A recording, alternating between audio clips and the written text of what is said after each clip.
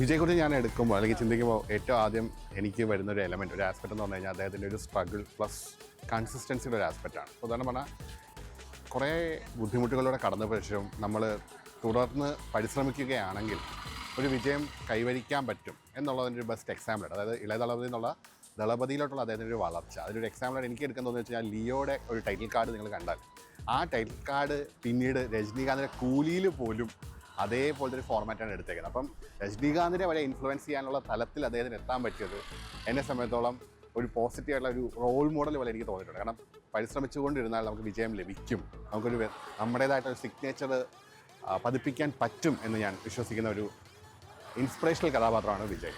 Thank you. ഇപ്പം എൻ്റെ ഒരു ചൈൽഡ്ഹുഡ് ആഘോഷിക്കപ്പെട്ട ഒരു നടനാണ് വിജയ്. അതായത് ഇപ്പം എസ് ജസൂര്യയുടെ ഖുഷി, അത് ഞാൻ കണ്ട ആദ്യം സിനിമകളിലൊരു സിനിമ. അപ്പോൾ ഖുഷി എന്ന് പറഞ്ഞാൽ എൻ്റെ ഒരു ടീനേജ് പ്രായത്തിൽ ആ ക്യൂട്ട് റൊമാൻറ്റിക് ഹീറോനെ ഞാൻ ഭയങ്കരമായിട്ട് ഇഷ്ടപ്പെട്ടിട്ടുണ്ടായിരുന്നു. അപ്പോൾ അങ്ങനെ എൻ്റെ ടീനേജിലെ ആ ഒരു ആഘോഷിക്കപ്പെട്ട നടനെ ഞാൻ ഇനി വരും വർഷങ്ങളിൽ മിസ് ചെയ്യുമെന്നുള്ളത് എന്നെ സംബന്ധിച്ചിടത്തോളം ശരിക്കും ഒരു വിഷമമുള്ള കാര്യമാണ്. അദ്ദേഹത്തിൻ്റെ സിനിമകൾ ഇനിയും പ്രതീക്ഷിക്കുന്നുണ്ട്, ഞാൻ ആഗ്രഹിക്കുന്നുമുണ്ട്. അപ്പോൾ ഗില്ലിയിലെ വിദ്യാസാഗർ വെച്ച് നോക്കിയാലും അഴകിയ തമിഴ് മകനിലെ ഏറാമൻ വെച്ച് നോക്കിയാലും അല്ലെങ്കിൽ അനിരുദ്ധ രവിചന്ദ്രൻ്റെ പല കോൺട്രിബ്യൂഷൻസ് നോക്കിക്കഴിഞ്ഞാലും വിജയൻ്റെ പടങ്ങളിൽ ഐക്കോണിക് അല്ലെങ്കിൽ മെമ്മറബിൾ ആയിട്ട് പറയാൻ പറ്റിയത് may be the songs or the sound track. ഇപ്പോൾ ഈവൻ പുതിയ പടങ്ങൾ എന്നിലേക്ക് വരുമ്പോൾ തന്നെ മാസ്റ്റർ BGM അതൊക്കെയാണ് ഇടാറുണ്ടായിരുന്നത്. അപ്പോൾ 69ാമത്തെ പടത്തിൽ ഫൈനൽ മൂവിയാണെന്ന് പറയുന്നു വിജയൻ്റെ. ഞാൻ മെമ്മറബിളായി വെക്കാൻ പോകുന്നത് ആ പടങ്ങളിലെ പാട്ട് തന്നെയായിരിക്കും. ജോസഫ് വിജയ് ചന്ദ്രശേഖർ എന്നെ സംബന്ധിച്ചിടത്തോളം ഒരു സിനിമാ നായകൻ അല്ലെങ്കിൽ ഒരു സിനിമാ നടനല്ല, അദ്ദേഹം ഒരു ഇൻസ്പിറേഷണൽ പേഴ്സണലാണ്. അദ്ദേഹം സിനിമ ഉപേക്ഷിക്കുന്നു എന്നതിനേക്കാൾ ഉപരി അദ്ദേഹം ഇനി കാലെടുത്ത് വയ്ക്കാൻ പോകുന്ന ആ ഒരു മേഖല എന്തു തന്നെയായാലും അദ്ദേഹം സിനിമയിൽ കൊടുത്തിരിക്കുന്ന ഉപദേശങ്ങൾ, സന്ദേശങ്ങൾ നമുക്ക് വളരെയധികം ഇൻസ്പിറേഷണലാണ്. തുടർന്നും അദ്ദേഹത്തിൻ്റെ അടുത്ത കാൽവയ്പ് നമ്മൾ കാണാൻ പോകുന്നത് വളരെ സക്സസ്ഫുള്ളായിട്ടുള്ള ഒരു ജീവിതത്തിലേക്ക് തന്നെയാണ്. എല്ലാവിധ ആശംസകളും.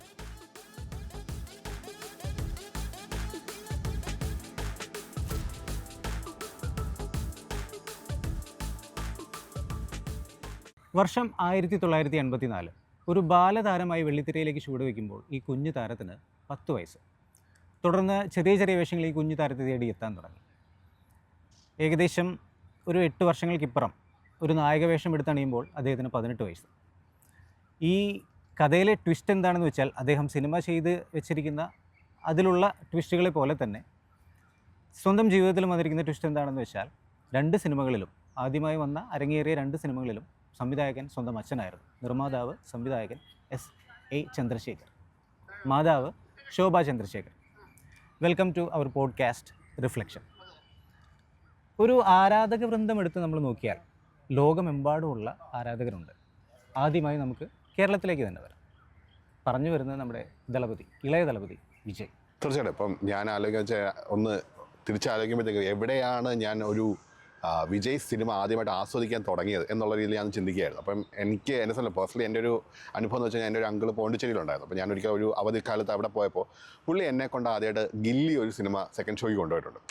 ആ സിനിമ കണ്ടപ്പോഴാണ് ഞാൻ ശരിക്കും, അതിന് മുൻപും പലപ്പോഴും ടി വിയിൽ ഇങ്ങനെ ഒരു ജസ്റ്റ് മൊമെൻറ്റ്സ് ആയിട്ട് ഞാൻ കണ്ടിട്ടുണ്ടെങ്കിൽ കൂടിയും ഒരു ഫുൾ ലെങ്ത്തിലായിട്ട് ഞാൻ കാണുന്ന ആദ്യത്തെ പടം ഗില്ലിയായിരുന്നു. അപ്പോൾ അതിനുശേഷം ഞാൻ വീണ്ടും പറഞ്ഞതെന്ന് വെച്ചാൽ ആ അവധിക്ക് ശേഷം ഞാൻ തിരിച്ചു വന്നിട്ട് നാട്ടിലെല്ലാവരും ഞാൻ ഇങ്ങനെ പറയുകയാണ്, എനിക്ക് വളരെ എക്സൈറ്റഡ് ആയിട്ടുള്ള ഒരു എക്സ്പീരിയൻസ് ആയിരുന്നു ഈ ഒരു സംഭവം.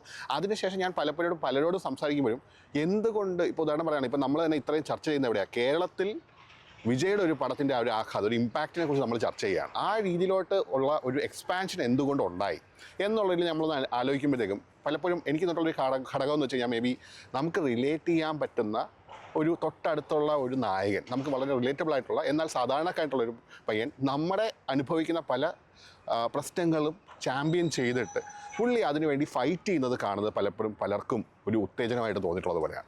അപ്പം അത് എനിക്കൊരു ഇൻസ്പിറേഷണൽ എലമെൻ്റായിട്ട് പലപ്പോഴും അദ്ദേഹത്തിൽ തോന്നിയിട്ടുണ്ട്. ഒബ്വിയസ്ലി ആ റിലേറ്റബിൾ എലമെൻറ്റ് ഇപ്പോൾ പലപ്പോഴും യുറേക്ക തന്നെ ഞാൻ ഇടയ്ക്ക് ശ്രദ്ധിക്കുന്നുണ്ടായിരുന്നു. അവർ പറഞ്ഞു റിലേറ്റബിലിറ്റി എന്നുള്ള എലമെൻറ്റ് ഒരു ഭയങ്കര പവർഫുൾ ഫാക്ടറാണ്. അപ്പോൾ ആ എലമെൻറ്റ് അദ്ദേഹത്തിന് വളരെ പോസിറ്റീവായിട്ട് വർക്കൗട്ട് ആയിട്ടുണ്ടെന്ന് എനിക്കിവിടെ തോന്നിയിട്ടുണ്ട്. ശരി. അപ്പം എന്നെ സംബന്ധിച്ചിടത്തോളം അഖിലേട്ടൻ പറഞ്ഞ പോലെ എൻ്റെ അച്ഛനാണ് എന്നെ സിനിമ കാണാൻ പഠിപ്പിച്ചത്. അച്ഛൻ തമിഴ് സിനിമ ആദ്യം ഇൻട്രൊഡ്യൂസ് ചെയ്യുന്നത് തന്നെ ഗില്ലിയാണ്. അപ്പം അത് ഭയങ്കര ക്യൂരിയസ് ആയിട്ട് കാണാം. അന്നത് കാണാൻ കാരണം എന്താണെന്ന് വെച്ചാൽ എനിക്ക് തമിഴ് അറിയില്ല. പക്ഷേ അന്ന് എൻ്റെ ചൈൽഡ്ഹുഡിൽ ആ തമിഴ് അറിയാത്ത എനിക്ക് അദ്ദേഹത്തിൻ്റെ ഹ്യൂമർ ആണെങ്കിലും ആക്ഷൻ ആണെങ്കിലും ഞാൻ നല്ല എൻജോയ് ചെയ്ത് അടിച്ചു പൊളിച്ച് കണ്ട പടമാണ്. അപ്പോൾ അങ്ങനെ ശരിക്കും പറഞ്ഞാൽ മലയാളികളുടെ ഉള്ളിൽ എല്ലാവരുടെയും നമ്മളുടെ ഒരു ചൈൽഡ്ഹുഡിൽ വിജയിനെ അങ്ങ് പ്ലേസ് ചെയ്തിട്ടുണ്ട്. വിജയുടെ കുറേ പണ്ടത്തെ സിനിമകൾ കേരളം അല്ലെങ്കിൽ മലയാളിക്ക് ആഘോഷിക്കപ്പെടുന്ന ഒരു നായകൻ എന്ന് വേണമെങ്കിൽ വിജയ് പറയാൻ പറ്റും നമുക്ക്. പിന്നെ കുറച്ചും കൂടെ ഒരു യൂത്ത്ഫുൾ സ്റ്റാർ ആയിരുന്നു. അതായത് നമ്മൾ രജനീകാന്തിൻ്റെ പടങ്ങളൊക്കെ കാണുന്ന സമയത്ത് കുറച്ചും കൂടെ ഒരു ഓൾഡർ ക്യാരക്ടേഴ്സാണ് രജനീകാന്ത് ചെയ്തതെങ്കിൽ ലൈക്ക് വിജയ് കുറച്ചും കൂടെ ഒരു കോളേജ് പയ്യൻ അങ്ങനത്തെ രീതിയിലാണ് തുടങ്ങിയതും പിന്നെ കണ്ടിന്യൂ ചെയ്തിട്ടുള്ളൂ കുറച്ച് കാലമായിട്ട്. അത് എഗെയിൻ ഈ റിലേറ്റബിൾ കണ്ടന്റിലേക്ക് വരുമ്പോഴേക്ക് അതും നമുക്കൊന്ന് ചെയ്യാൻ പറ്റുമെന്ന് തോന്നുന്നു. ഇപ്പം മിൻസാരക്കണ്ണ് എടുത്ത് നോക്കിയാലും ഗില്ലി പോലെ തന്നെ കുറച്ചും കൂടെ ഒരു യൂത്തിനെ റിലേറ്റ് ചെയ്യാൻ പറ്റിയ ഒരു ക്യാരക്ടേഴ്സാണ് വിജയ് പണ്ടും ചെയ്ത് വന്നിട്ടുള്ളത് 90s ആ സമയത്തുള്ളത്. ഈ പറഞ്ഞ തുടക്ക കാലഘട്ടം മുതൽ ഗില്ലി ആയിക്കോട്ടെ, പോക്കിരി ആയിക്കോട്ടെ, തുപ്പാക്കി ആയിക്കോട്ടെ, അതിനൊക്കെ മുന്നേ തുടക്കകാലം മുതൽ അദ്ദേഹത്തിൻ്റെ സിനിമകളൊക്കെ വളരെ ലോ ബഡ്ജറ്റ് സിനിമകളും അത്രയൊന്ന് വിജയിക്കാതെ പോയിട്ടുള്ള സിനിമകളുമാണ്. അങ്ങനെ ജനപ്രീതിയൊന്നും ഉണ്ടാവാതെ പോയിട്ടുള്ള സിനിമകൾ ഉണ്ടായിട്ടുണ്ട്. പിന്നീട് ഒരു കാലഘട്ടത്തിന് ശേഷം പല പല സിനിമകളിലും കുടുംബ പ്രേക്ഷകർക്കിടയിലേക്ക് ഇറങ്ങി വരുന്ന രീതിയിലുള്ള സിനിമകൾ ഉണ്ടായിട്ടുണ്ട്. അന്യഭാഷാ സിനിമകളിൽ നിന്ന് റീമേക്ക് ചെയ്തിട്ടുള്ള ഒരുപാട് സിനിമകൾ അദ്ദേഹത്തിന് ഉണ്ടായിട്ടുണ്ട്. അത് എനിക്ക് തോന്നുന്നു ഇപ്പോൾ ഹിന്ദിയിൽ നിന്ന് നമ്മൾ മലയാളത്തിലേക്കോ തമിഴിലേക്കോ ഏത് ഭാഷകളിലേക്കും തർജ്ജമ ചെയ്ത് റീമേക്ക് ചെയ്യുന്ന സിനിമകൾ നമ്മളെടുത്താൽ കുറേ പരാജയങ്ങൾ ഉണ്ടായിട്ടുണ്ട്. അതിനേക്കാളൊക്കെ ഉപരി റീമേക്ക് സിനിമയാണെങ്കിൽ പോലും ഒരുപാട് വിജയങ്ങൾ ആ ഇൻഡസ്ട്രിക്ക് ഉണ്ടാക്കി കൊടുത്തിട്ടുണ്ട്. ഒരു റവന്യൂ ജനറേറ്റ് ചെയ്യാൻ ഇന്ത്യൻ സിനിമയിൽ ഇളയ ദളപതി അഥവാ വിജയ് എന്ന് പറയുന്ന നടൻ ഒരു ബിഗ് ഫാക്ടർ. ഒരു ബാങ്കബിലിറ്റി എലമെന്റ് വളരെ ഇതാണ്. ഇപ്പം നമ്മൾ പറഞ്ഞു ഒബ്വിയസ്ലി ഒരു ഇൻഡസ്ട്രി എന്നുള്ള രീതിയിൽ ആലോചിക്കുമ്പോഴത്തേക്കും ഞാനിവിടെ നമ്മുടെ ഒരു സുഹൃത്ത് പറയുകയുണ്ടായി, ഇപ്പം ഇദ്ദേഹം പോവുകയാണെങ്കിൽ ഉണ്ടാകുന്ന ഒരു വോയിഡ്, അതായത് അതൊരു വലിയ വോയിഡ് തന്നെ ആയിരിക്കും ആ ഇൻഡസ്ട്രിക്ക് എന്ന് പറയുന്നുണ്ടായിരുന്നു. കാരണം ലൈക്ക് മാർക്കറ്റ് വെച്ച് നോക്കും, ഇത്രയും വലിയൊരു സ്കെയിലിൽ കാര്യങ്ങൾ പ്രൊഡ്യൂസ് ചെയ്യുന്നതിലായിക്കോട്ടെ മറ്റു പല ആസ്പെക്റ്റിലായിക്കോട്ടെ. ഇപ്പം for obvious reason may be നേരത്തെ പറഞ്ഞാൽ ചെറിയായിട്ടൊക്കെ ഇപ്പോൾ ചർച്ച വന്ന ഒരു ഡൈവേർട്ട് ചെയ്ത് പോകുന്ന ഒരു ആസ്പെക്റ്റ് ആയിരിക്കാം. 23-ാമത്തെ സെക്കൻഡിൽ ജനനായകൻ്റെ ട്രെയിലറിനകത്തൊക്കെ ഒരു AI-യുടെ ആസ്പെക്റ്റ് വന്നു, സിഗ്നേച്ചർ വന്നു എന്നൊക്കെ പറയുമ്പോഴും അവിടെയും ഞാൻ കാണുന്നൊരു സ്കോപ്പ് എന്ന് പറഞ്ഞാൽ അത് അത്ര ലാർജ് സ്കെയിലിൽ ചെയ്യാൻ പറ്റുന്നത് അദ്ദേഹം വരുന്നത് കൊണ്ടുള്ള ആ ഇൻഡസ്ട്രി കൊണ്ടുവന്ന ഒരു ബൂസ്റ്റാണ്. അപ്പം അതുപോലെ തന്നെ അദ്ദേഹത്തിനെ എന്താ പറയുന്നത് ഒരുപാട് പേരുടെ സ്റ്റേക്സ് അതിന് പിന്നിലുണ്ട് എന്ന് പലപ്പോഴും ഞാൻ ആ ഇൻഡസ്ട്രീനെ വെച്ച് ആലോചിക്കുമ്പോൾ പോലും എനിക്ക് പലപ്പോഴും തോന്നിയിട്ടുണ്ടായിരുന്നു. ഇപ്പം നമ്മളിപ്പം കേരളത്തിലെ ഡിസ്ട്രിബ്യൂട്ടേഴ്സിനെ സംബന്ധിച്ചിടത്തോളം ലോട്ടറിയാണ് വിജയുടെ സിനിമ എന്ന് പറയുന്നത് തന്നെ. ഇവിടെ ഇറങ്ങി കഴിഞ്ഞാൽ എന്താ കാരണം അത്ര ഫാൻസിൻ്റെ പൾസ് അറിഞ്ഞിട്ടാണ് പുള്ളിയുടെ സിനിമകൾ ഇറങ്ങുന്നുള്ളൂ. നമ്മൾ എന്തിനാണെങ്കിലും അത് പോയി കാണുകയും ചെയ്യും. ഇപ്പം നമ്മൾ കഴിഞ്ഞ വർഷം ഗില്ലി റിലീസ് ചെയ്തു. ഞാൻ ഏറ്റവും കൂടുതൽ ആഘോഷിക്കാൻ പോയി കണ്ട സിനിമയാണത്. അദ്ദേഹത്തിൻ്റെ എല്ലാ എലമെൻസും പാക്ക്ഡ് ആയിട്ടുള്ള സിനിമ ആയതുകൊണ്ട് ആ റിലീസ് വരെ ആഘോഷിക്കപ്പെടുന്നു. അത് നമ്മുടെ ഈ കേരള എക്കണോമീനെ വരെ അത് നല്ല രീതിയിൽ കൊണ്ടുപോകുന്നുണ്ട് എന്നുള്ളത് പറയുന്നത് തന്നെ വലിയൊരു കാര്യമാണ്. അപ്പോൾ അദ്ദേഹത്തിൻ്റെ ഈ ഏറ അവസാനിക്കാന്ന് പറയുമ്പോൾ നമുക്കൊക്കെ ഒരു വിഷമമാണ്. നമുക്ക് അതുകൊണ്ടാണ് ഇത് ഇത്രയും ചർച്ച ചെയ്യപ്പെടേണ്ടി വരുന്നത്. നമുക്കത് അദ്ദേഹത്തിൻ്റെ ഒരു വാല്യൂ അല്ല അദ്ദേഹം വെച്ച് ഒരു ലുക്ക് ഫോർവേഡ് ചെയ്തൊരു കാര്യത്തിൻ്റെ അതൊരു എൻഡിങ് വരുന്നു എന്ന് പറയുമ്പോൾ നമ്മളത് ചർച്ച ചെയ്യേണ്ട ഒരു ആവശ്യകത ഇപ്പോൾ അവിടെ വരികയാണ്. പിന്നെ തമിഴ് ലാംഗ്വേജിൻ്റെ ആ ഒരു ഇതും കൂടെ ഉണ്ട്. ബാക്കി ഇപ്പം തെലുങ്കാണെങ്കിലും കന്നഡയാണെങ്കിലും നമുക്ക് ഡബ് ചെയ്തിട്ടുള്ള മൂവീസാണ് നമ്മൾ കാണുന്നത്. പക്ഷെ തമിഴാകുമ്പോൾ നമുക്ക് കുറച്ചും കൂടെ റിലേറ്റബിൾ ആയതുകൊണ്ട് ഡബിൻ്റെ ആവശ്യമില്ല. അതുകൊണ്ട് തന്നെ വിജയ് കുറച്ചും കൂടെ പോപ്പുലർ ആവാൻ ചെയ്യുന്നത്. ഇപ്പോൾ സൂര്യ അല്ലെങ്കിൽ അജിത്തിനെ വെച്ച് നോക്കുമ്പോൾ കമ്പയർ ചെയ്യുമ്പോൾ എൻ്റെ പേഴ്സണൽ ഒപ്പീനിയനിൽ വിജയ് ഫാൻസാണ് കൂടുതൽ ലൈക്ക് നമുക്ക് കാണാൻ ഇൻട്രസ്റ്റിംഗ്ലി അവിടെ എനിക്ക് തോന്നിയൊരു കാര്യം വെച്ചാൽ അറിയാം. ഇപ്പം ഉദാഹരണം പറഞ്ഞു കഴിഞ്ഞാൽ അധികം അത് ശ്രദ്ധിച്ചോ എന്ന് എനിക്ക് ഓർമ്മയില്ല, അല്ലെങ്കിൽ കേട്ട് കേട്ടുള്ളതായിരിക്കാം. പോക്കിരി സൈമൺ എന്നൊരു മലയാള സിനിമ അല്ലേ, ഒന്ന് ആലോചിച്ച് കഴിഞ്ഞാൽ അത് സെലിബ്രേറ്റ് ചെയ്യുന്നത് തന്നെ വിജയുടെ ഒരു ഫാൻ്റെ ജീവിതം കേരളത്തിൽ എങ്ങനെയാണ്, അത് അദ്ദേഹത്തിന് ഒരു പോസിറ്റീവ് ഇമ്പാക്റ്റ് കൊടുക്കുകയും വളരെ രസകരമായിട്ട് അങ്ങനെ ഒരു രസികൻ്റെ ഒരു ഫാനിൻ്റെ ഒരു ഡയമെൻഷൻ. അപ്പോൾ എഫക്റ്റീവ് വീണ്ടും നമ്മൾ നേരത്തെ പറഞ്ഞ ഒരു സാധാരണക്കാരന് വളരെ റിലേറ്റബിൾ ആയിട്ടുള്ള ഒരു നായകൻ, നമ്മളിൽ ഒരാൾ, ആ എലമെന്റ് വളരെ വിജയകരമായിട്ട് വിജയ് ഉപയോഗിച്ചിട്ടുണ്ട്. പോക്കിരിയുടെ കാര്യം പറഞ്ഞപ്പോഴാണ്, പോക്കിരി സിനിമ ഇറങ്ങിയ സമയത്ത് നമ്മുടെ കേരളത്തിലൊരു കൾച്ചർ അല്ലെങ്കിൽ നമ്മുടെ ഒരു ഡ്രസ്സിങ് പാറ്റേൺ തന്നെ മാറിയായിരുന്നു. ഡ്രൈവേഴ്സൊക്കെ ആ ഒരു കാക്കി ഷർട്ടിൻ്റെ ബാക്കിലുള്ള ഒരു കർച്ചീഫ്, അതായത് അങ്ങനെ ഒരു ട്രെൻഡ് സെറ്റ് തന്നെ അദ്ദേഹം കൊണ്ടുവന്നിട്ടുണ്ട്. നമ്മളതൊക്കെ ആ ഒരു നടത്താണെങ്കിലും ആ ഒരു സ്വാഗ് ആണെങ്കിലും നമ്മൾ ആ സമയത്തുള്ള യൂത്ത് ഫോളോ ചെയ്തിട്ടുണ്ട്. ഇൻസ്പിറേഷണൽ ആയിട്ട് യൂത്തിന് നല്ലൊരു മാതൃക അദ്ദേഹം കൊടുത്തിട്ടുണ്ട്.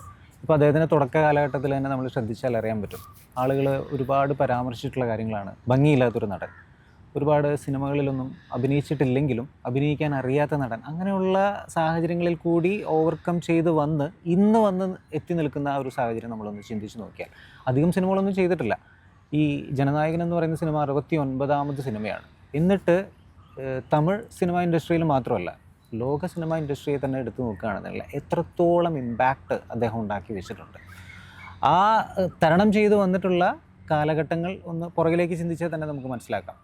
ഒരു കമ്പാരിസൺ എടുത്ത് നോക്കുകയാണെന്നുണ്ടെങ്കിൽ തമിഴിലായിക്കോട്ടെ, ഹിന്ദിയിലായിക്കോട്ടെ, മലയാളത്തിലായിക്കോട്ടെ, മറ്റേത് ഭാഷകളിലായിക്കോട്ടെ, താരതമ്യം ചെയ്യാനായിട്ട് നമുക്ക് വേറൊരു നടനെ എടുത്ത് വെക്കാൻ പറ്റുമോ എന്ന് ചോദിച്ചാൽ, ഒരാൾ ചെയ്തു വെച്ചിരിക്കുന്ന ഒരു ക്യാരക്ടറോ അല്ലെങ്കിൽ ഏതെങ്കിലും ഒരു സിനിമയോ നമ്മൾ കമ്പാരിസൺ ചെയ്യുമ്പോൾ ഇദ്ദേഹത്തിന് തുല്യം ഇദ്ദേഹം മാത്രം എന്ന് പറയത്തക്ക രീതിയിലുള്ള ഒരുപാട് സിനിമകളുണ്ട്.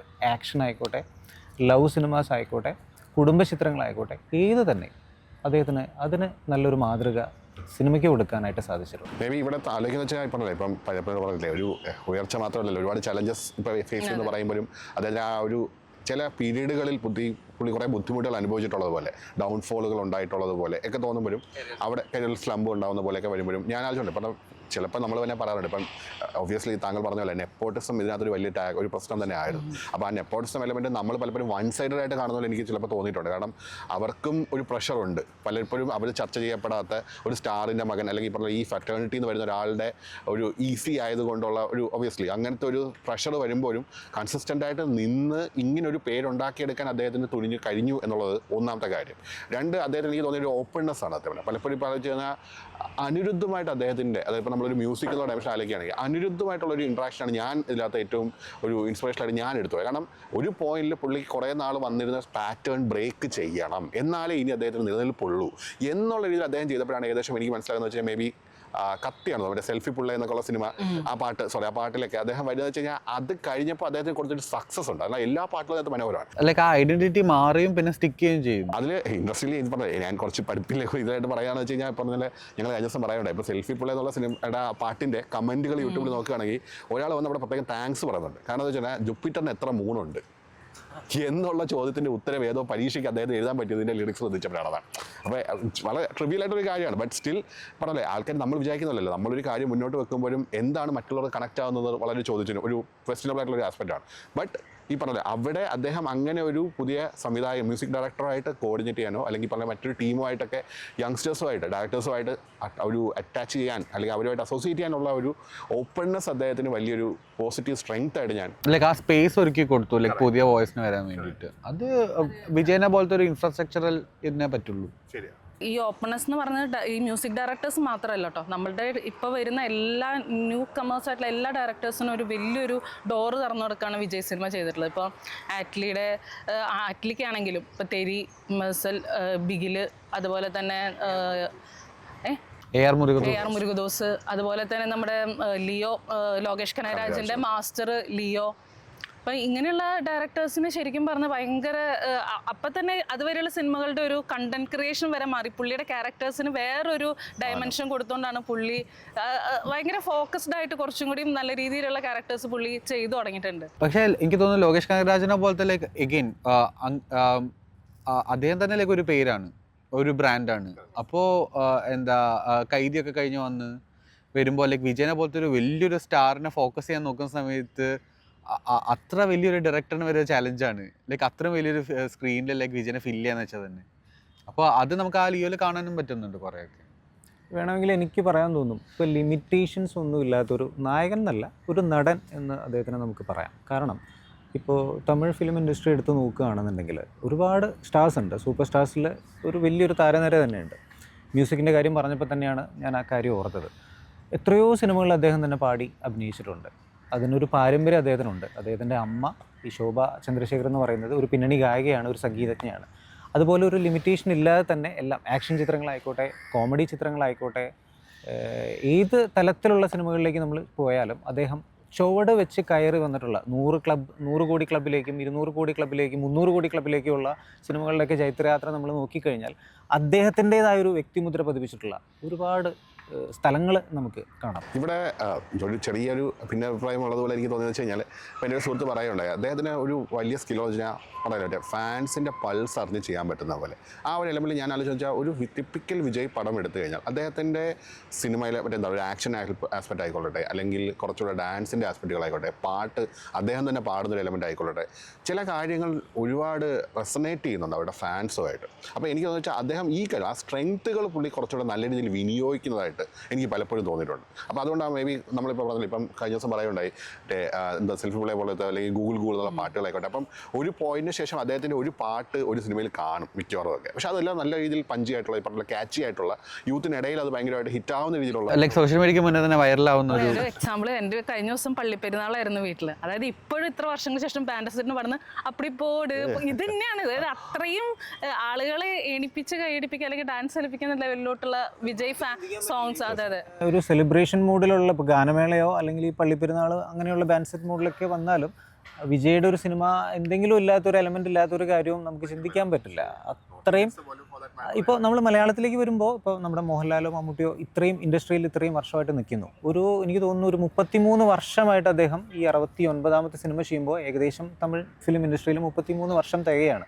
അദ്ദേഹം പറയുന്നൊരു കാര്യം എന്ന് വെച്ചാൽ ഇത്രയും വർഷമായിട്ട് ഞാൻ എന്ന് തുടങ്ങുമ്പോൾ ആദ്യമായിട്ട് ബാലതാരമായി വരുന്നു, പിന്നീട് നായകവേഷം എടുത്ത് അണിയുന്ന ആ സമയം മുതൽ എൻ്റെ കൂടെ ഉണ്ടായിരുന്ന ഡൗൺഫോൾസിലും ഉയർച്ചയിലും എൻ്റെ കൂടെ ഉണ്ടായിരുന്ന എൻ്റെ പ്രേക്ഷകർക്ക്, എൻ്റെ രസികർക്ക് വേണ്ടി ഞാൻ സിനിമ ഉപേക്ഷിക്കുകയാണ് എന്നാണ് അദ്ദേഹം പറയുന്നത്. ഒരു പെയിൻഫുൾ ആയിട്ടുള്ളൊരു കാര്യമായിരുന്നു. കാര്യം 69 എന്ന് പേരിട്ട് വിളിക്കുന്ന 69ാമത്തെ ചിത്രം എന്ന് പറയുന്ന ജനനായകൻ സിനിമയുടെ ഒരു ഓഡിയോ ലോഞ്ച് നടക്കുന്ന സമയത്ത് അദ്ദേഹം ഒരുപാട് കാര്യങ്ങൾ പറയുന്നുണ്ട്. അതിൽ വളരെ വേദനയോടുകൂടി പറയുന്നൊരു കാര്യമാണ്, പെയിൻഫുള്ളായിട്ട് ഞാൻ പറയുന്നൊരു കാര്യമാണ്, ഞാൻ നിങ്ങൾക്ക് വേണ്ടി എൻ്റെ സിനിമ ഉപേക്ഷിക്കുന്നു, എൻ്റെ പ്രേക്ഷകർക്ക് വേണ്ടി ഉപേക്ഷിക്കുകയാണ് എന്ന് പറയുന്നൊരു കാര്യമുണ്ട്.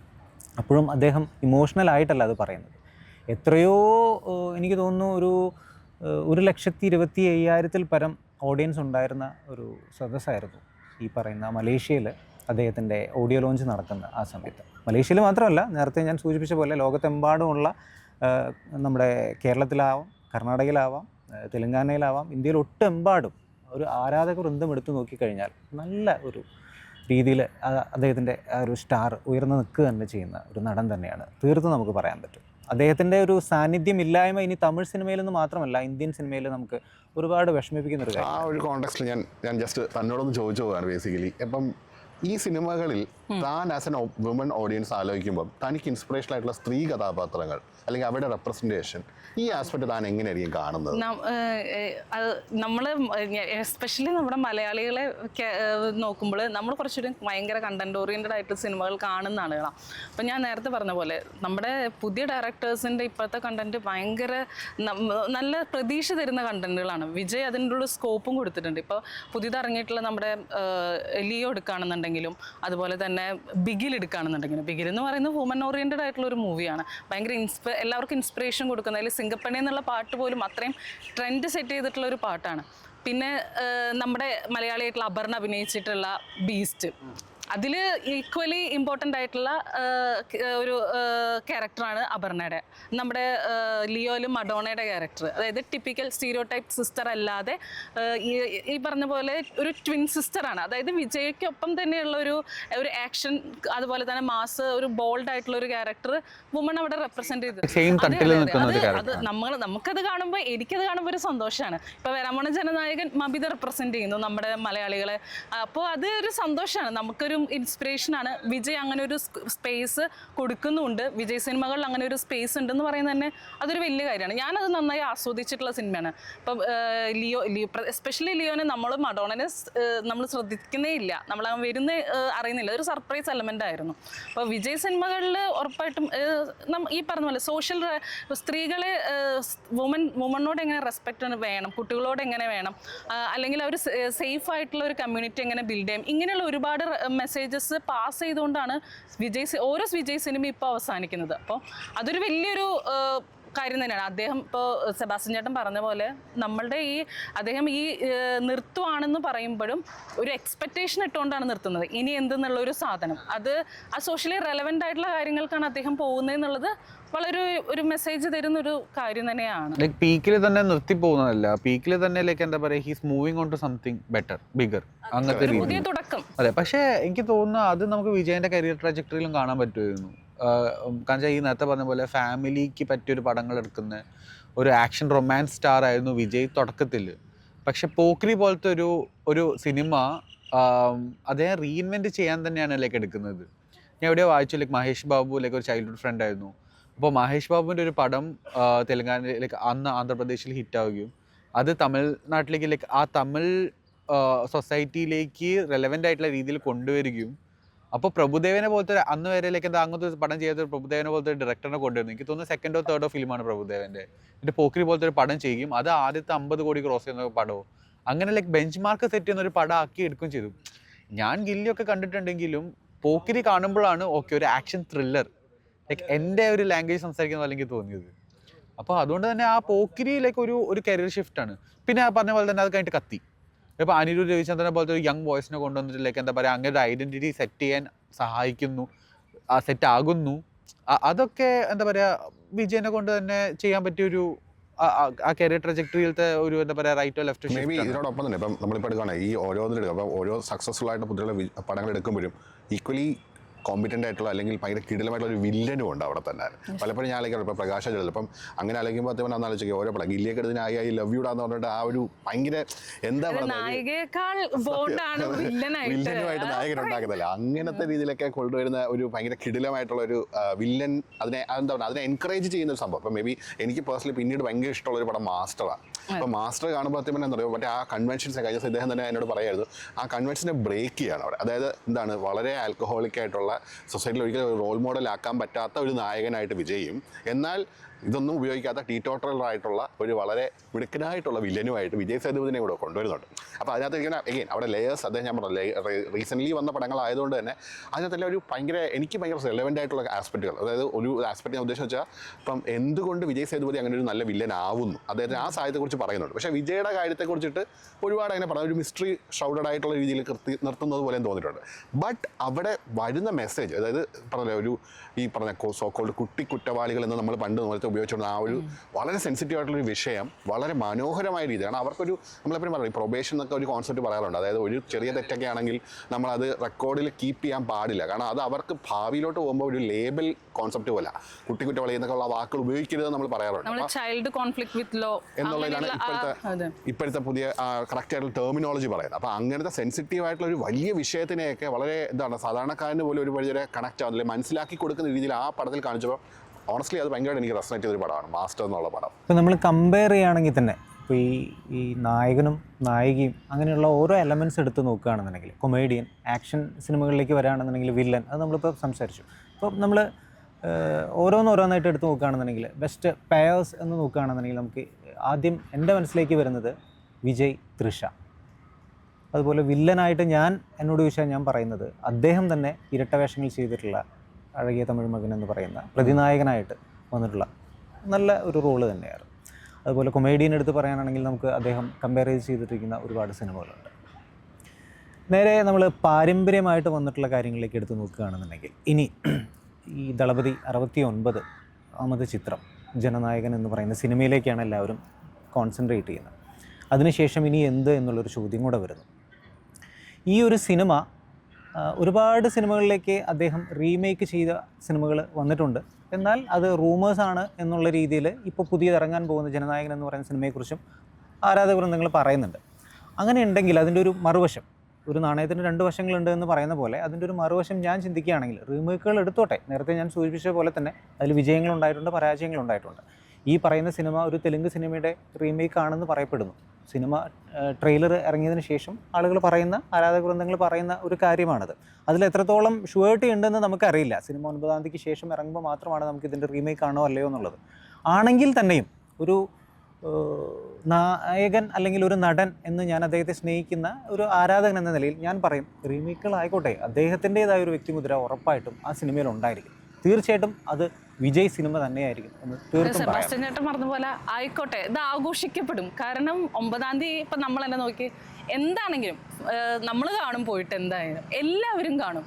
അത് അങ്ങനെയാണ് വിജയുടെ സിനിമ. അത് എന്ത് വന്നാലും നമ്മളത് പോയി കാണും. അദ്ദേഹം നിർത്താണെന്ന് പറഞ്ഞാലും അത് എന്താണെന്ന് അറിയാൻ കൂടി, എന്താണ് അദ്ദേഹത്തിൻ്റെ ലാസ്റ്റ് നമുക്ക് തരാൻ പോകുന്ന ഒരു സാധനം എന്താണെന്നുള്ളത് അറിയാൻ കൂടി നമ്മൾ അത് പോയിട്ട് കാണും. ആഘോഷിക്കപ്പെടും എല്ലാവരും. നമ്മുടെ ആക്ടേഴ്സിൻ്റെ ഇടയിൽ തന്നെ, എല്ലാ ആക്ടേഴ്സിൻ്റെ ഇടയിൽ തന്നെ സെലിബ്രേറ്റ് ചെയ്യുന്ന ഒരു ആക്ടറാണ് വിജയ്. അത് അജ് വർഗീസ് വരെ ഇൻസ്റ്റയിൽ അദ്ദേഹത്തിൻ്റെ ഇപ്പോൾ പാട്ടിൻ്റെ ഡാൻസ് മൂവ്മെൻറ്റ്സ് ഇട്ട്, അത് അത്രത്തോളം അദ്ദേഹത്തെ മിസ് ചെയ്യുന്നുണ്ട്, ആരാധിക്കുന്നുണ്ട്, അവരും സെലിബ്രേറ്റ് ചെയ്യുന്നുണ്ട്. അത്ര ഇൻഫ്ലുവൻസ് ഉണ്ട് ആളുകളിലേക്ക് അദ്ദേഹം കൊടുത്തിരിക്കുന്ന അത്ര ഇൻഫ്ലുവൻസ് ആയിട്ടുള്ള കാര്യങ്ങളാണ്. ഒരു ജനറേഷൻ ഓഫ് ആക്ടേഴ്സും വിജയനെ കണ്ട് വളർന്ന് ഇൻസ്പയർഡ് ആയി ആക്ടേഴ്സായി വന്ന ഒരു സമയമാണ് ഇത്. ഇവിടെ വരുമ്പോഴത്തേക്കും ഞാനിപ്പം പറഞ്ഞില്ലേ, ഇപ്പം കഴിഞ്ഞ ദിവസം ഇന്നലെ രാത്രി ആയിരുന്നു, എൻ്റെ ഒരു ഫ്രണ്ടിനെ പറയുന്നുണ്ടായിരുന്നു 2000 രൂപ വരെയാണ് ബ്ലാക്കിൽ ഫസ്റ്റ് ഷോയുടെ ടിക്കറ്റിൻ്റെ സംസാരം കേൾക്കുന്നത്, ബ്ലാക്കിൽ പോകാൻ വേണ്ടിയിട്ട്. ഒന്ന് ആലോചിക്കുക, ഈ പറഞ്ഞ എത്ര അലിഗേഷൻ, പറഞ്ഞ ഒരുപാട് രീതിയിൽ പറയുന്നല്ലോ, റീമേക്ക് ആവാം, AI-യുടെ ആസ്പെക്റ്റിനകത്ത് കുറേ ക്രിറ്റിസിസം വരുന്നുണ്ട്, അല്ലെങ്കിൽ ഈ പറഞ്ഞ പോലെ ഇത് ഞാൻ ലാസ്റ്റ് പടമാണെന്ന് പറയുന്നത് ഒരു ടാക്ടിക് ആവാം എന്നെല്ലാം പറയുമ്പോഴും വളരെ സിമ്പിളായിട്ട് പറഞ്ഞാൽ എന്നെ സംബന്ധിച്ചോളം ജനനായകൻ എന്ന് പറഞ്ഞു കഴിഞ്ഞാൽ ഈ പറഞ്ഞ വളരെ പ്രോമിസിങ് ആയിട്ടുള്ളൊരു പ്രിമൈസിൽ ഒരുപാട്, ഇപ്പം ഞാൻ പറഞ്ഞ അതുപോലെ വില്ലന്മാർ സ്ട്രോങ് ആണെന്ന് പറയുമ്പോൾ ഞാനിതിനകത്ത് കാണുന്നത് എന്താ, എവിടെ നിന്നൊക്കെയാണ് വില്ലന്മാർ വരുന്നത്.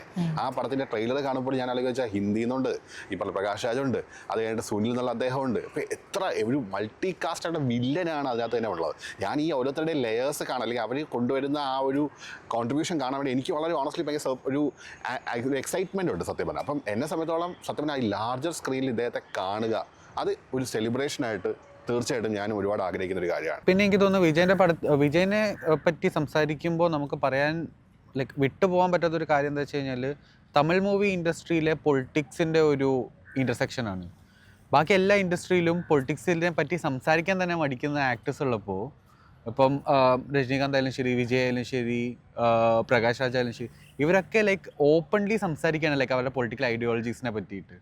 അപ്പോൾ അത് വിജയിലാണ് നമ്മളിലേക്ക് കുറച്ചും കൂടെ പ്രോമിനൻ്റ് ആയിട്ട് കാണാൻ പറ്റും. കാരണം നേരത്തെ നമ്മൾ പറഞ്ഞ ഇപ്പം ഒരു ആഡോൺ ഫാക്ടറിൽ പറയുകയാണെങ്കിൽ കേരളത്തിലെ ആൾക്കാർ, ഇപ്പം പുള്ളിക്കാർ പറഞ്ഞൊരു കാര്യം, കണ്ടന്റ് വളരെ അപ്രീഷിയേറ്റ് ചെയ്യുന്ന ഒരു ആസ്പെക്റ്റാണ്. അതിനോടൊപ്പം തന്നെ ഞാൻ ആലോചിക്കുന്നത് വെച്ചാൽ പലപ്പോഴും നേരത്തെ പറഞ്ഞാൽ നമ്മളെ സംബന്ധിച്ചോളം തമിഴ്നാടും കേരളവും എന്നീ രണ്ട് സംസ്ഥാനത്തും എനിക്ക് തോന്നിയുള്ള ഒരു ആസ്പെക്റ്റ് എന്ന് പറഞ്ഞു കഴിഞ്ഞാൽ, ഇവിടെ കലാരൂപങ്ങൾ ഒരു പരിധി വരെ ഈ പറഞ്ഞ സോഷ്യൽ ഒരു റെലവൻ്റ് ആയിട്ടുള്ള, അല്ലെങ്കിൽ അതിനകത്ത് ഒരു ആസ്പെക്റ്റ് കൊണ്ടുവരാൻ വേണ്ടി മുൻകൈ എടുക്കുന്ന മാധ്യമങ്ങളായിട്ട് പലപ്പോഴും കണ്ടിട്ടുണ്ട്. അതിൻ്റെ ഒരു പ്രോഗ്രഷൻ എന്നുള്ള രീതിയിൽ അൾട്ടിമേറ്റ്ലി സിനിമയിലാണ് ഇപ്പോൾ അത് വന്ന് നിൽക്കുന്നത്. അപ്പോൾ സിനിമ ആസ് എ മീഡിയ, ഇപ്പോൾ ഉദാഹരണം പറഞ്ഞാൽ എനിക്ക് പറഞ്ഞു വെച്ചാൽ ആറ്റ്ലിയുടെ ഒരു ജവാൻ എന്നുള്ളൊരു പടം, ആ പടം നമ്മൾ എടുത്ത് നോക്കുമ്പോൾ അവിടെ കാണുന്നത് എന്താ, ഇതേ ടെംപ്ലേറ്റ് പുള്ളി ഹിന്ദിയിലോട്ട് എടുത്ത പോലെ തോന്നി. അതായത് സോഷ്യലി റെലവൻ്റ് ആയിട്ടുള്ള ഹോസ്പിറ്റൽ, മറ്റേ ഇനാഡിക്വേറ്റ് ആയിട്ടുള്ള ഇൻഫ്രാസ്ട്രക്ചറും മറ്റ് കറപ്ഷൻ പോലത്തെ ഇഷ്യൂസും എല്ലാം ഉള്ള പറയുവാണെങ്കിൽ സോഷ്യൽ ഇഷ്യൂസ് നമ്മൾ സിൽവർ സ്ക്രീനിലേക്ക് ആയിട്ടുള്ള പണ്ടത്തെ ഒരു ശങ്കർ പടം എന്നൊക്കെ പറയുമെങ്കിലും അത് ഇന്നത്തെ കാലത്ത് ഇപ്പോഴും ഉണ്ട്. അപ്പോൾ അതിനെക്കുറിച്ച് പലപ്പോഴും താൻ പറഞ്ഞില്ല, സേഫായിട്ട് പോകുന്ന കാര്യങ്ങളിൽ ഇദ്ദേഹം നമ്മളെ ചിന്തിപ്പിക്കുകയും എന്നാൽ അതുപോലെ നമ്മൾ ആസ്വദിപ്പിക്കുകയും ചെയ്യുന്ന ഒരു യുണീക്ക് പാക്കേജായിട്ട് കൊണ്ടുവരുന്ന ഒരു ആസ്പെക്റ്റ്, അത് അദ്ദേഹത്തിൻ്റെ ഒരു വലിയ മുഖമുദ്ര തന്നെയായിരുന്നു. അപ്പോൾ ആ നേരത്തെ പറഞ്ഞത് മേ ബി ഈ പോയിൽ അദ്ദേഹം പറയുന്നത് അതായിരിക്കും, ഇനി സിനിമയിലൂടെ ഒരു പാസീവായിട്ട് ചെയ്യുന്നതിനേക്കാളും എനിക്ക് കുറച്ചുകൂടെ ലാർജർ ഒരു റോൾ ചെയ്യാൻ പറ്റും എന്ന് അദ്ദേഹത്തിന് ഒരു ധൈര്യം കൊടുത്തത് നമ്മൾ ഈ സിനിമകളെ ഏറ്റെടുക്കുന്നതിൻ്റെ ഒരു കോൺഫിഡൻസ് തന്നെ ആവാം. ശങ്കറിൻ്റെ കാര്യം പറഞ്ഞപ്പോഴോ, ശങ്കർ വിജയം ചെയ്ത ഒരു പടം നൻപൻ, അത് ഹിന്ദിയുടെ റീമേക്കാണ്. പക്ഷെ വളരെ വൃത്തിയായി ഒരേ സമയം നമ്മൾ ആസ്വദിക്കുന്ന രീതിയിലോട്ട്, ഇപ്പം രണ്ട് സിനിമയായിട്ട് 3 Idiotsൻ്റെ ഇതാണെങ്കിലും രണ്ട് സിനിമയായിട്ട് തന്നെയാണ് നിൽക്കുന്നത്. വിജയ് ഫാക്ടർ അതിൽ നല്ല രീതിയിൽ കൊണ്ടുവന്ന് നമ്മൾ ആസ്വദിപ്പിച്ചിട്ടുണ്ട്. അപ്പം എനിക്ക് പേഴ്സണലി ഇഷ്ടപ്പെട്ടൊരു സിനിമയാണ് നൻപൻ. കാരണം 3 Idiots ഞാൻ കാണുന്നതിന് മുമ്പ് കാണുന്നത് നൻപനാണ്. എന്നെ സംബന്ധിച്ചിടത്തോളം എൻ്റെ മനസ്സിൽ നൻപനാണ് നിൽക്കുന്നത് 3 Idiotsനേക്കാളും. വിജയുടെ ആ ഒരു സ്വാഗും ഹ്യൂമറും കാര്യങ്ങളാണ് നിൽക്കുന്നത്. ഞാൻ നേരത്തെ സൂചിപ്പിച്ചായിരുന്നു, അതായത് പാരമ്പര്യമായി സ്വത്ത് കൈമാറി വരുന്നത് പോലെ നമ്മൾ കല കൈമാറി വരുന്ന ഒരു പാരമ്പര്യം നമ്മുടെ ഈ ഇളയ തലമുറയ്ക്കുണ്ട്. നിങ്ങൾക്ക് സൂക്ഷിച്ച് നോക്കിയാൽ അത് മനസ്സിലാവും. ആദ്യമേ ഞാൻ തുടക്കത്തിൽ സൂചിപ്പിച്ച പോലെ സംവിധായകനും നിർമ്മാതാവുമായ അച്ഛൻ SA ചന്ദ്രശേഖർ, സംഗീതജ്ഞയും പിന്നണി ഗായികയുമായ അമ്മ. ഇനി നമുക്ക് അടുത്തത് എന്ത് എന്നുള്ളൊരു ഒരു ചോദ്യത്തിന് അദ്ദേഹം ഒരു ഉത്തരം തന്നു പോകുന്നുണ്ട് പുറകിൽ. എന്താണെന്ന് വെച്ചാൽ, സഞ്ജയ്, അതായത് അദ്ദേഹത്തിൻ്റെ മകൻ, ഒരു മകളുമുണ്ട്, ദിവ്യ സാഷ. മകൻ സിനിമാ പഠനം വിദേശത്ത് പൂർത്തിയാക്കി ഒരു നായകനോ അല്ലെങ്കിൽ ഒരു നടനോ ഒരു സംവിധായകനോ ആയി ഒരു തിരിച്ചുവരവ് മകനിലൂടെ വന്നുകൂടായികയില്ല എന്ന് ചിന്തിപ്പിക്കുന്ന രീതിയിൽ ഒരു ചോദ്യചിഹ്നം അവിടെ നിൽക്കുന്നുണ്ട്. നമുക്കും അത്തരത്തിൽ വിജയ്ക്ക് ശേഷം ഇനി എന്ത് എന്നുള്ളൊരു ചിന്ത, 69ാമത് സിനിമ ജനനായകൻ എന്ന 9-ാം തീയതി റിലീസാവുന്ന ഈ സിനിമയ്ക്ക് ശേഷം എന്താണ് എന്നുള്ളത് നമുക്ക് കാത്തിരിക്കാം.